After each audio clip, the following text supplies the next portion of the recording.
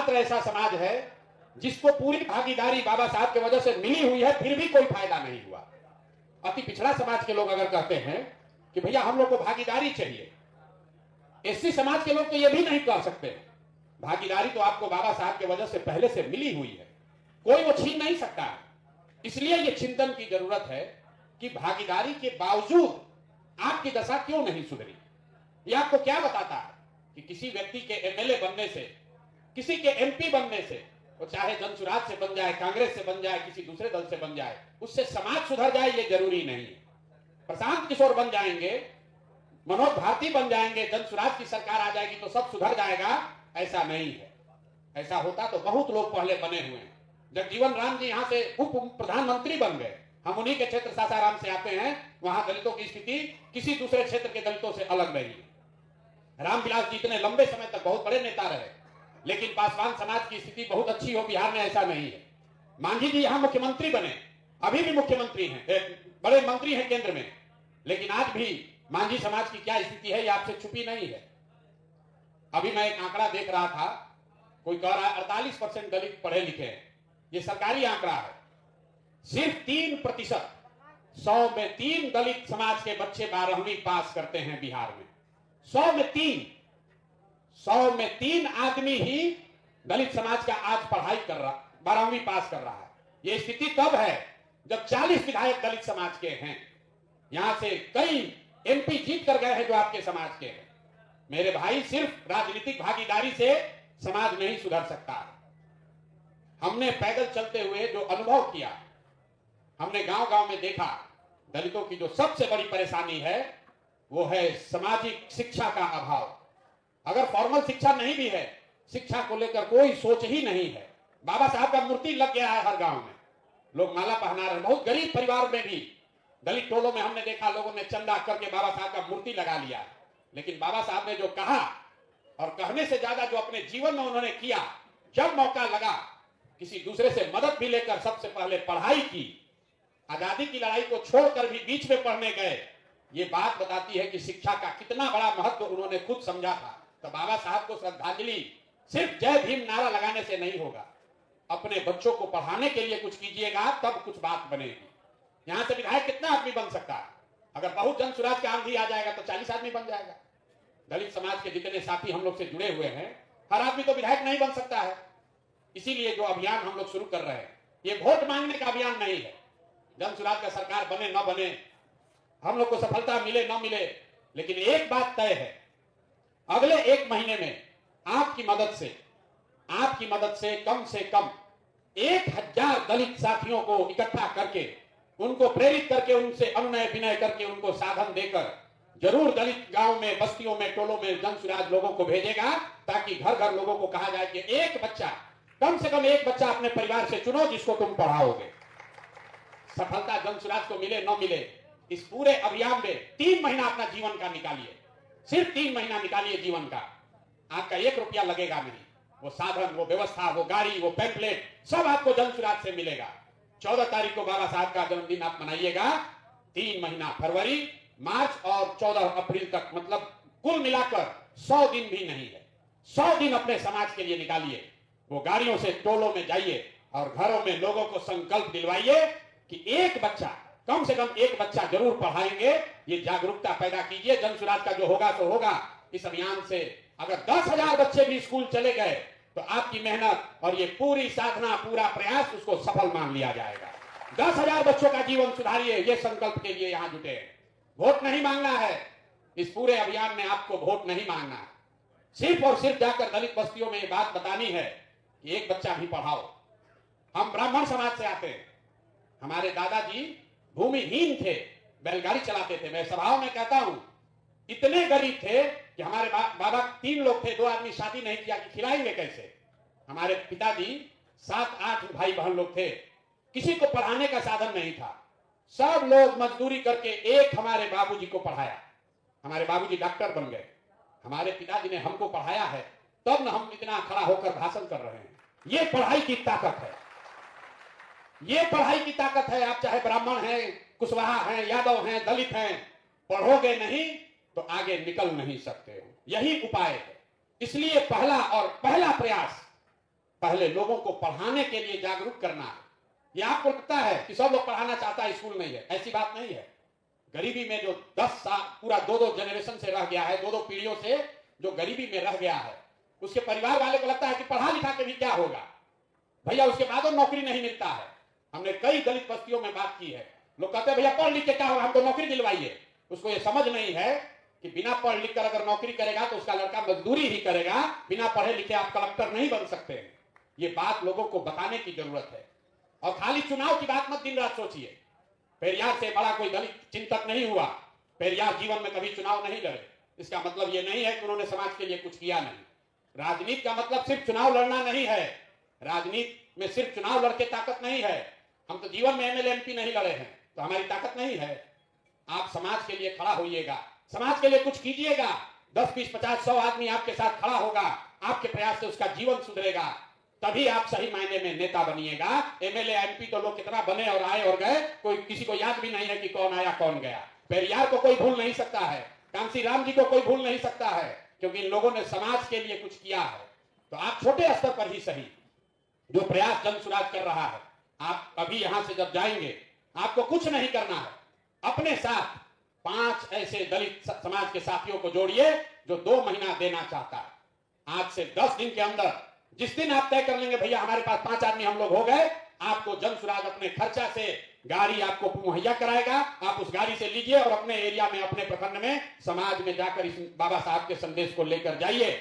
और हर प्रखंड से, एक प्रखंड में 15 से 20 पंचायत है, हर प्रखंड से 5 ऐसे साथियों को ढूंढिए, 5 ऐसे दलित समाज के युवाओं को ढूंढिए जिसको जन सुराज प्रशिक्षित कर सके, जिनको हम लोग सिखा सके, जिनमें हम लोग साधन व्यवस्था लगाकर आगे नेतृत्व की क्षमता पैदा कर सके।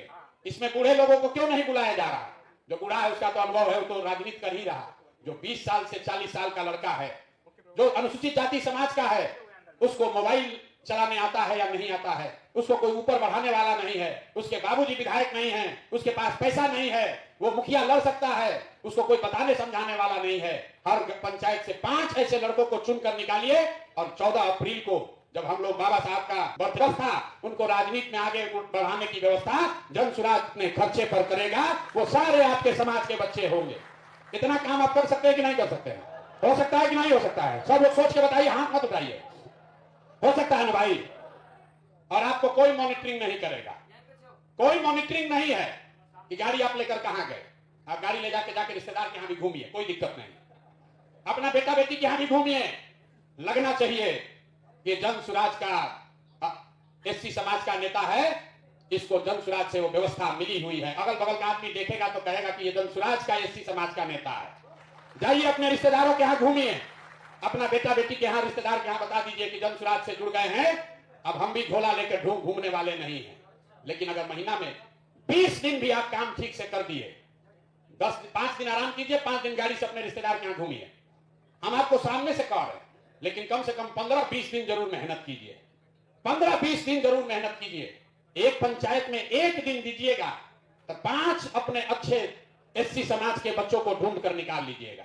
अब 2 महीना समय है, एक प्रखंड में मुश्किल से 15-20 पंचायत है। 30 दिन, 35 दिन, 40 दिन काम कीजिए और आपके पंचायत से, हर पंचायत से 5-5 साथियों को ढूंढ कर निकाल लीजिए। 100 बच्चों का जीवन सुधारने का रास्ता आप बन सकते हैं, जरिया आप बन सकते हैं। इस संकल्प के साथ जाइए। एक आदमी इतना बड़ा मैसेज लेकर घर घर आप नहीं पहुंच पाइएगा। यहां कहने का बात है कि भैया हम लोग घर घर लोगों को तैयार कर देंगे, नहीं कर पाइएगा। 2-2.5 करोड़ की आबादी है। 2 करोड़ की आबादी मतलब कम से कम 50 लाख परिवार। 50 लाख परिवार तक 500 आदमी नहीं पहुंच सकते हैं। लेकिन आपके जरिए अगर 50,000 बच्चे तैयार हो गए तो उनके जरिए घर घर पहुंचा जा सकता है। तो जब अप्रैल में 14 अप्रैल को 50,000 अंबेडकर वाहिनी के साथी खड़े होंगे तो जून में सब परिवार में जाकर हम लोग कोशिश करेंगे कि बच्चों को, एक बच्चों को कम से कम ले जाकर स्कूल में एडमिशन कराया जाए। तब यह अभियान पूरा होगा, जिसका दूसरा चरण है। तो पहले चरण में आज आपसे मिल रहे हैं, आपके पास 10 दिन का समय है।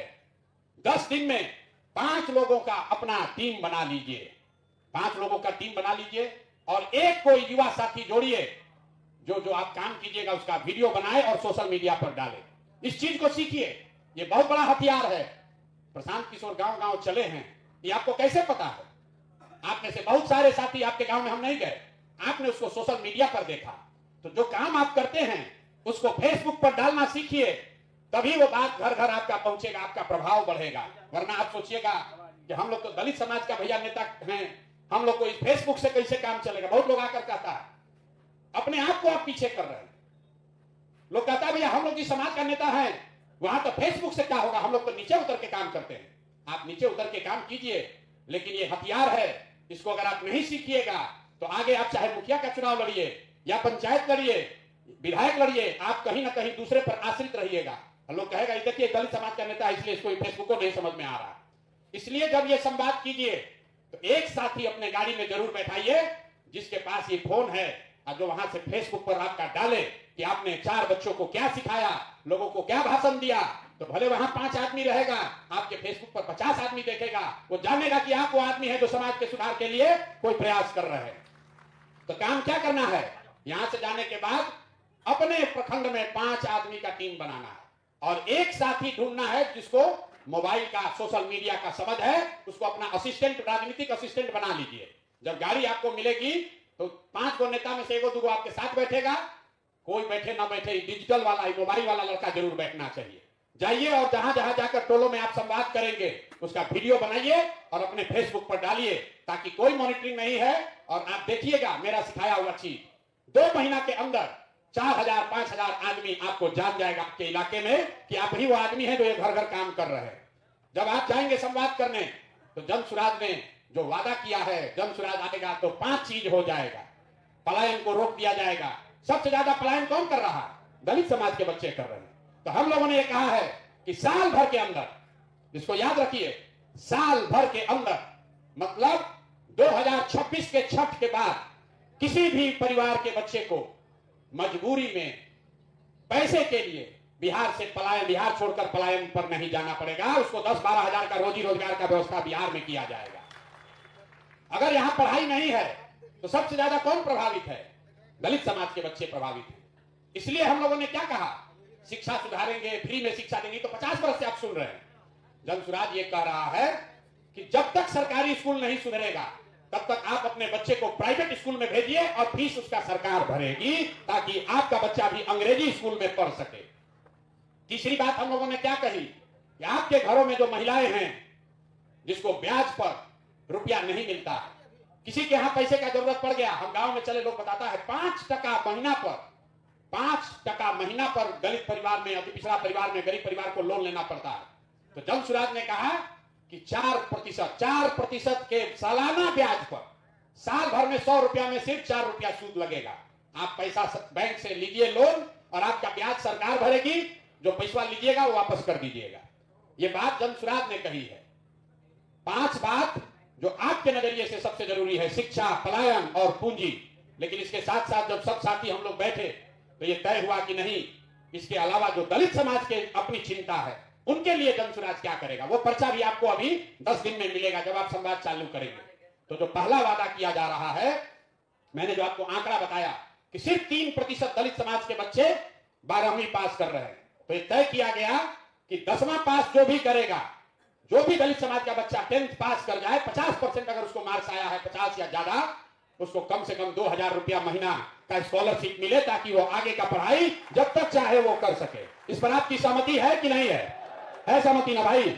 इसको रखा जाए ना, इसको रखा जाए। दूसरी बात, यहां पर सबसे बड़ी समस्या लोगों ने बताया, भैया घर बनाने के लिए जमीन नहीं है। आपको मालूम है यहां कानून है, कानून यह है कि जो गर्मजरवा जमीन है उससे कम 3 डिसमिल जमीन दलित परिवारों को जरूर मिलना चाहिए। जहां पर ब्लॉक में, पंचायत में गर्मजरवा जमीन नहीं है, वहां डीएम को प्राइवेट जमीन खरीद कर जमीन आपको देनी है। लेकिन ताली मत बजाइए, तो कानून पहले से है, लागू नहीं है।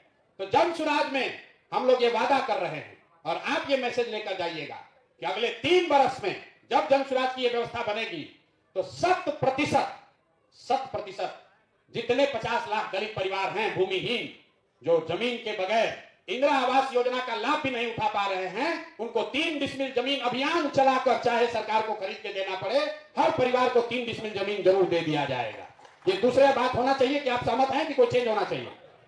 घर बनाने के लिए 3 डिसमिल जमीन मिलने की बात होनी चाहिए कि नहीं है? 5 का है, 3 का है।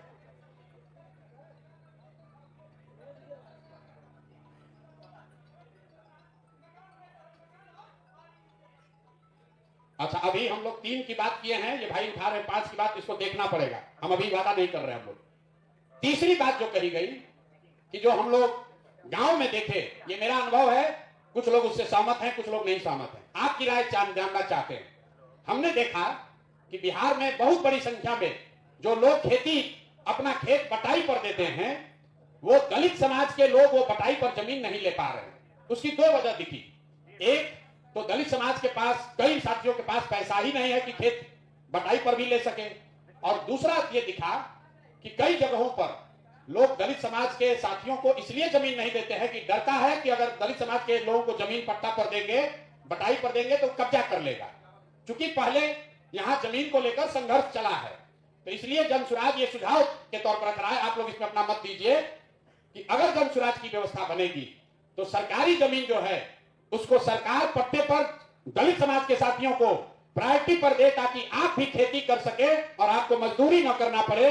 दलित समाज में एक बहुत बड़े वर्ग को किसानी से जोड़ा जाए, इसलिए ये हम लोग वादा करना चाहते हैं। चौथी बात जो कही गई कि दलित समाज के जो साथी हैं, जो कॉन्ट्रैक्टर बनना चाहते हैं, कुछ छोटा मोटा बिजनेस करना चाहते हैं, उनको पूंजी कर्जा नहीं मिलता है, तो एक विशेष अभियान चलाकर दलित समाज के युवाओं को ट्रेनिंग, प्रशिक्षण और उनको ऋण की व्यवस्था सरकारी गारंटी पर किया जाए, ताकि आपको बैंक में जमीन न रखना पड़े। आपके पास है ही नहीं तो आप गारंटी दे नहीं पाते, आपको लोन मिलता नहीं है, तो सरकार अपने गारंटी पर दलित समाज के प्रशिक्षित युवाओं को लोन मुहैया कराए। ये चौथी बात कहना चाहते हैं। और 5वीं बात जो राजनीतिक है, जितनी आपकी संख्या है आपको रिजर्वेशन आरक्षित सीट पर मिला हुआ। जनसुराज ये कह रहा है कि नहीं, जिन सीटों पर दलित समाज की संख्या है वहां काबिल लोग हैं, वो सीट भले आरक्षित नहीं है, लेकिन अगर काबिल कोई दलित समाज का व्यक्ति है तो उसको भी चुनाव लड़ाया जाए, चाहे वो मुखिया की बात हो या विधायक की बात हो। हम आपको अपने अनुभव से बता रहे हैं। अभी रामगढ़ में चुनाव हुआ, रामगढ़ कैमूर में अभी उपचुनाव हुआ। वहां पर लोग कहते हैं कि ये चित्तौड़गढ़ है, यहां पर राजपूत छोड़कर दूसरा कोई नहीं जीत सकता है। बसपा का भी वहां बड़ा प्रभाव है, लेकिन वहां पर आज तक कोई दलित विधायक ना लड़ा ना कोई जीता, जबकि सबसे बड़ी आबादी वहां पर करीब करीब 25% आबादी दलितों की है। राजपूत वहां 12% है, 25% वहां पर अनुसूचित जाति समाज के लोग हैं, लेकिन उनको भागीदारी नहीं है। हम लोगों ने कोशिश की कि वहां पर कोई अनुसूचित जाति समाज का आदमी चुनाव लड़े, और आपको जानकर आश्चर्य होगा, बहुत प्रयास करने के बाद भी वहां दलित एक्टिविस्ट हैं, बसपा से जुड़े हुए बड़े बड़े दलित समाज के लीडर हैं, लेकिन किसी का हिम्मत नहीं पड़ा वहां कि जनसुराज के खर्चा पर भी कोई चुनाव लड़ने के लिए तैयार नहीं हुआ। कहता ना भैया यहां नहीं चुनाव लड़ सकते। इसलिए ये जो 5वीं बात है कि जो सीट आरक्षित नहीं है, अगर वहां संख्या है, अगर वहां अनुसूचित जाति समाज का कोई काबिल व्यक्ति है, तो उसको लड़ने का, भागीदार बनने का, लोकतांत्रिक प्रक्रिया में हिस्सा बनने का उसको अधिकार दिया जाए। एक और बात सुझाव के तौर पर आया है, अभी उसको शामिल नहीं किया गया है,